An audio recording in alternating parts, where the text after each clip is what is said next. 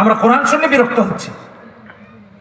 আর ওসব কাফের যারা সারাদিন বলতো লা তাসমাউ লিহাদাল কোরআন, কোরআন শুনো না। সূরা হামিম মাসসাজদার আয়াত 24 নম্বর পারা 26 নম্বর আয়াত। রাতের আধারে নবীজির বাড়িতে গিয়ে হাজির হয়ে যেত কোরআনে কারীম শোনার জন্য। আবু জাহেল ইবনে হিশাম, আবু সুফিয়ান ইবনে হারব, আখনাস ইবনে শারিক, তিনজনই বড় বড় না, কারে ফেলে কার কথা বলে। রাতের আধারে নবীজির বাড়িতে চোরের মতো গিয়ে হাজির। চোর চুরি করে না, দেখায় করে, কথা বলেন না কেন? হ্যাঁ, লুকিয়ে লুকিয়ে চুরি করতে যায়। একদিন মুহাম্মদ সাল্লাল্লাহু আলাইহি ওয়াসাল্লামের বাড়িতে গিয়ে হাজির কোরআন শোনার জন্য চোরের মতো। আবু জাহেল গিয়েছে, কোরআন শুনতে শুনতে শুনতে শুনতে দাঁড়িয়ে শুনতেছেই। আবু সুফিয়ানও গিয়েছেন ইসলাম গ্রহণের পূর্বের কথা, কোরআনে কারীম শুনতেছেন তো শুনতেছেন। আখনাস গিয়েছে, সেও কোরআন শুনতে শুনতে বেকুল হয়ে গেছে। সকাল করে দিছে, চারদিক যখন আলোকিত হয়ে গেল, এক একজনের মাথায় বুদ্ধি আসলো, এখন যদি বাড়ি না ফিরি মানুষ দেখলে তো আমাদেরকে মারবে, বাড়ি যাওয়া দরকার। যখন বাড়ি ফিরতে নিয়েছে, আবু জাহেলের সাথে আবু সুফিয়ানের দেখা, আবু সুফিয়ানের সাথে আবু জাহেলের দেখা, আখনাসের দেখা। একজন আরেকজনকে বলে, নেতা এত সকালবেলা তুমি এখানে কেন? বলছে মুহাম্মাদুর রাসূলুল্লাহ সাল্লাল্লাহু আলাইহি ওয়াসাল্লামের কোরআন শুনতে এসেছি। আরেকজন বলে, নেতা তুমি কেন? বলে কোরআন শুনতে এসেছি। আরেকজন বলে, কি ব্যাপার নেতারা আপনারা এখানে? বলে কোরআনে কারীম শুনতে এসেছি।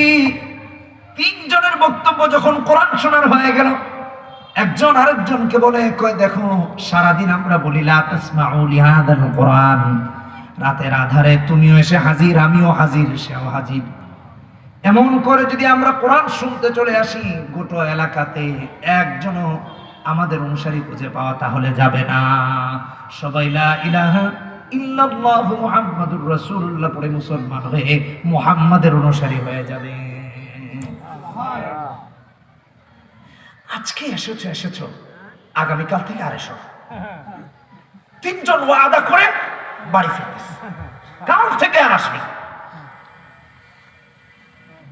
পরের রাতে যখন বাড়িতে ঘুমাতে গেল, ঘুম আসে না, মন অশান্ত, ডান কাত হয় বাম কাত হয়, উঠে হাঁটে, কোনোভাবে যখন ঘুম আসে না, মন বলছে যতক্ষণ মুহাম্মাদুর রাসূলুল্লাহ সাল্লাল্লাহু আলাইহি ওয়াসাল্লামের কোরআন না শুনবি ততক্ষণ পর্যন্ত আমি শান্ত হব না। অশান্তি আর সে আজিম থেকে তাদের কলিজা আসে যে আমার কোরআন শুনে তাদের মন শান্ত হবে। আর পৃথিবীবাসী কিয়ামত পর্যন্ত জানবে যে তোরা কোরআন শুনে মন শান্ত করতে। আল্লাহু আকবার। আবু সুফিয়ান ভাবলেন মনটা শান্তি নেই, মুহাম্মদ সাল্লাল্লাহু আলাইহি ওয়াসাল্লামের কোরআন শুনে মন শান্ত হবে।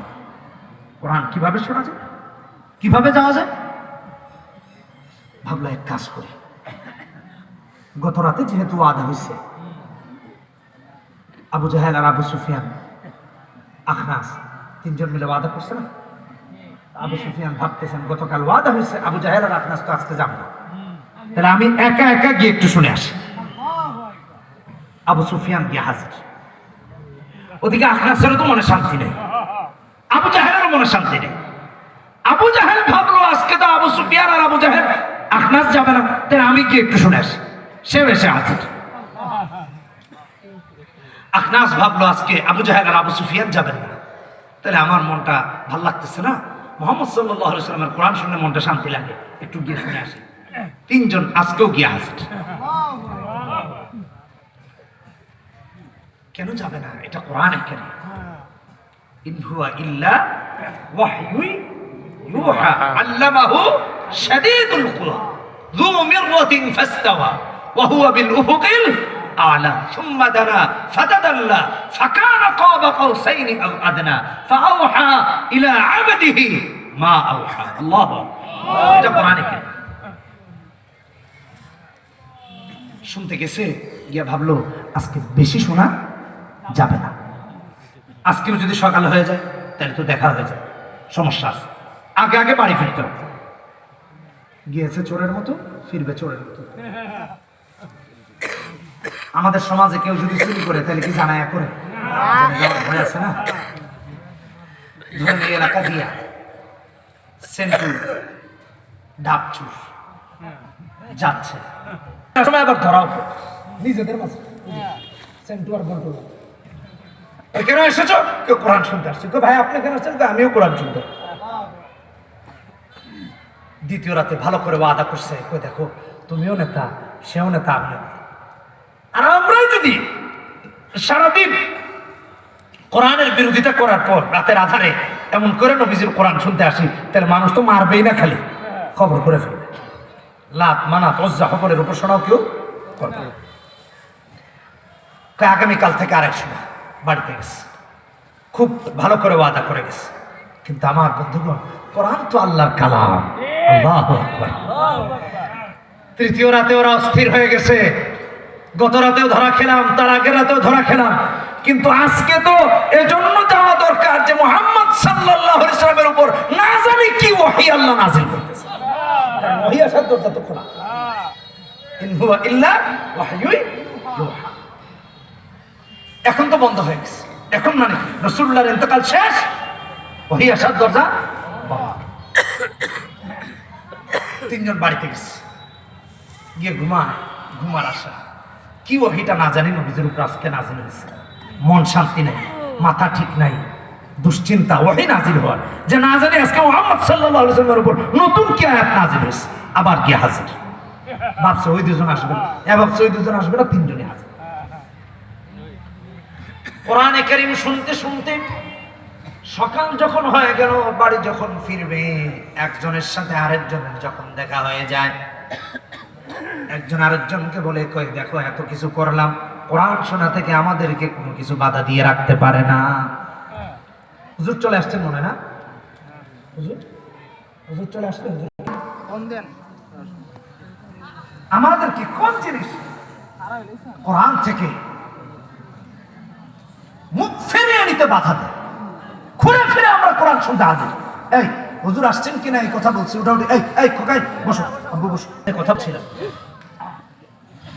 কোন জিনিস আমাদেরকে কোরআন থেকে দূরে রাখতে পারে না?